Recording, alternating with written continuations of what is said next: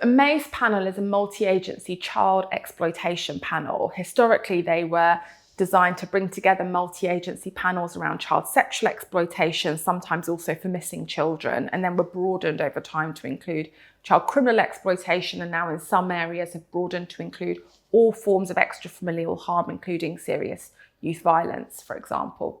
It's really important when we think about multi-agency child exploitation panels or versions of them that they often were introduced into a system that didn't have a safeguarding response to extrafamilial harm. So in the absence of a safeguarding pathway for these children, these panels were convened to provide that oversight instead. What's happened is over time, there's been an increased role played by children's services to oversee planning for children impacted by different forms of extrafamilial harm. And in some areas now, they will have a risk outside of the home child protection pathway, which means that there is case oversight for these children right through the child protection system. That's not present in all areas, but in many areas, we now have that, which means the multi-agency child exploitation panel presents a point of duplication in the system, because you don't need to have case oversight via a panel if you have case oversight via your statutory system. That's why some areas have got rid of them. Some areas are doing both now. And when we interviewed them, they said there's duplication now. We're overseeing cases, we're reviewing them and quality assuring them at this panel for hours, but we know the plans in place are already in place because we have a pathway.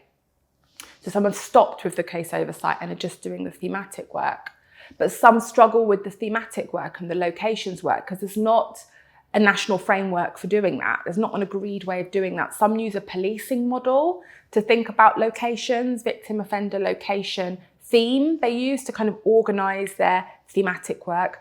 Other areas use a welfare-orientated framework to think about children's needs, their access to community guardianship, environmental factors related to locations and themes. So it isn't a consistent national framework in order to do that thematic work.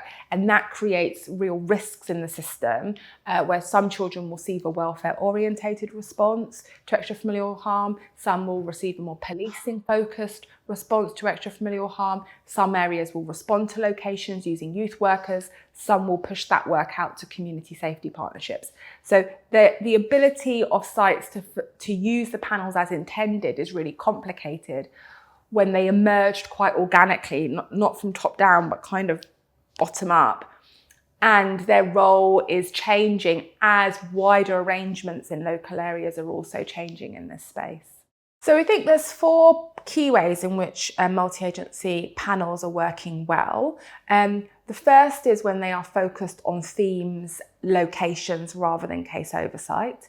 So that creates real space for panels to sit above multiple children where there's a concern and target a theme that's impacting all of them.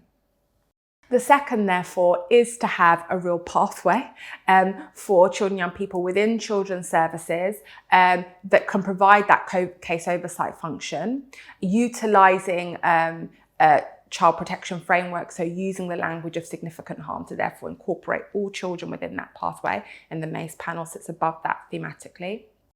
The third is for that consistent pathway being accessed, to also use the MACE panel to escalate concerns. So you might have multiple concerns for children where there's a delay in accessing an assessment for ADHD, for example, that you're just not being able to resolve on the case oversight pathway you have in place.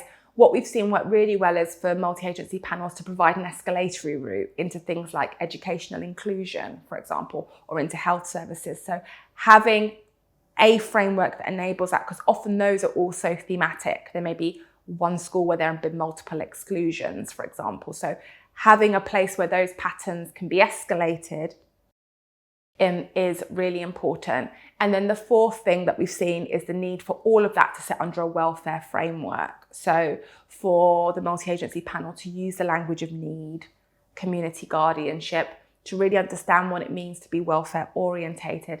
And that also protects against the risks of criminalisation for children and young people who are being impacted by extrafamilial harm.